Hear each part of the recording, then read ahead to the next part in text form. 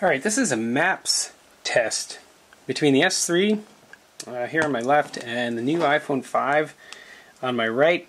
If you guys have heard that Apple has decided to change their maps in iOS 6, you see there's no longer a Google Maps icon. Instead we have new Apple Maps.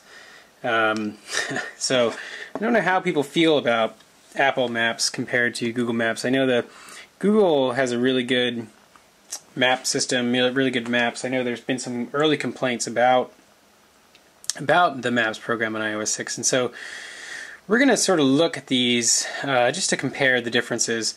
Maybe some speed tests. They're both on Wi-Fi, so it should be a decent comparison between the two and how they look. We're located in Anchorage, Alaska, and so you guys might have a different experience depending on where you are around the world. But for now, we'll just browse around a bit, and it's pretty similar. These are just the standard overlays, the street overlays with color coding for public land and private land.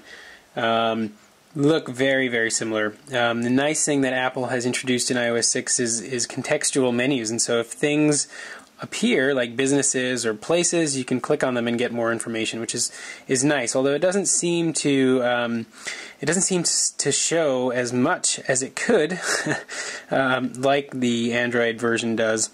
For example, if I zoom in German Road and the Seward Highway, okay, and then we go up to Huffman. I know there's some local businesses here, so we'll zoom, and then we'll zoom. We'll go to Huffman. It is nice and smooth. So you see Southside Bistro, Industry Way. There's no mention of Chain Reaction Cycles or Paramount Cycles. Both have Southside Bistro, so we're missing some information here. But let's see. We can click on Southside Bistro. Click on Southside Bistro. I rated it poor, but we can click here, and we do get some information on it, which is good. This is a very, very good improvement from the previous versions of iOS, where it had no contextual menu clicking at all. So you would click around the maps and it didn't do anything for you. So this is good. Very, very, very much improved. We'll go back, and we'll go back, and we'll zoom out. Fluid-wise, you know, the iPhone might be a hair more fluid, but I mean it's probably just the OS. I mean they're close. This is running Jelly Bean, so this is Google's latest and greatest. So just pinching and zooming will do both. Let's see. I don't know if the maps are cached here on iOS, so we'll go try and zoom into some place I haven't been in a while. Let's go to New York City. See how these guys compare. Very, very fluid on both of them. They both keep up. I would say the iPhone, again, maybe just a hair smoother. 3D mode is on, so you'll be able to see that difference between the two. A little bit of lag there on the S3. You can see it. And a little bit of jerky. Not terrible. So then let's go to satellite mode here, see how those guys compare. Satellite. Nice and fast here, nice and fast there. Both pretty good. We can turn on traffic, show traffic. A little bit of a delay on the iPhone. I don't know if maybe it's there? I'm not sure. You'd expect it to be a little bit more green, or maybe it just shows red. I don't know. Because there's definitely some, okay, there's some red there, so maybe it's just how it looks. So it's not doesn't stand out as nicely as it does on the S3. So if we pan around with traffic and satellite on, see how these do. They both keep up pretty well, actually. No real main differences, no real slowdowns or lag on either of them.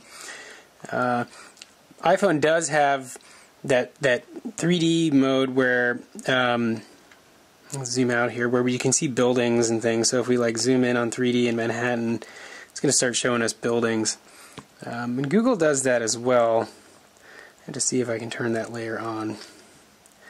Let's see, terrain, transit. No, I actually don't know how. I don't know where that is. Maybe that's in here. No. Anyway, not as straightforward. Maybe I only have to do it in Earth. I'm not sure. Or maybe I have to do 2 fingers panning. Let's see. No. Anyway, maybe a little bit more straightforward UI, since I can't figure out how to actually do it in Google.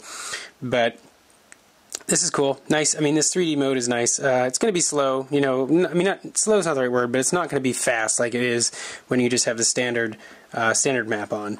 You know, and you don't have to deal with loading 3D images of buildings. But all in all, these maps do hold up pretty well together. I would say that you know, in general, I think people have shown that the Google mapping is better with regards to directions, and it includes public transportation, where I know Apple Maps have left that out.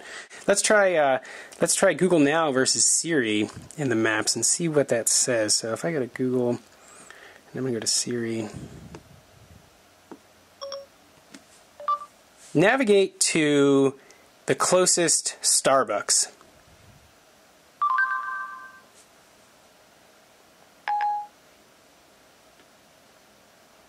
Google's already got it.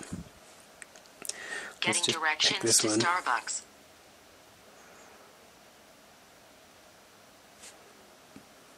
Starting route to Starbucks. Then turn left. Head south on Cassin Drive. Not bad. Both of them pretty fast. Both of them the same Starbucks. They both pick.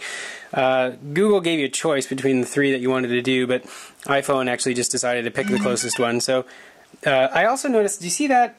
I've noticed this on this phone before. This herky-jerky. And actually, if you look at my other video of Galaxy S3 bugs, you'll see that it does that. And this is a fail, in my opinion. They need to fix this. I don't know what's going on with this, but this has been going on with this phone since day one.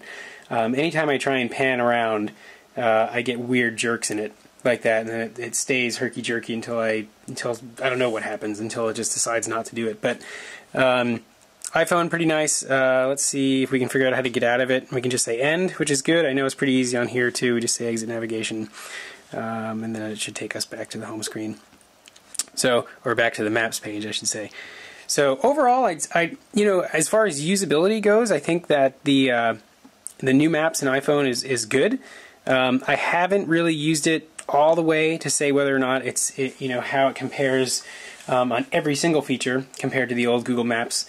Or excuse me, compared to Android's Google Maps, but compared to the old Google Maps, I think it's pretty good. I think that I like the included new features, but you know, time will tell whether or not it actually will be improved, or whether or not they're going to stick with this current version, or what they're going to do to get it to address the complaints that people are having. So anyway, check my other videos for more reviews of these phones and other hardware and software features, and don't forget to rate, comment, and subscribe.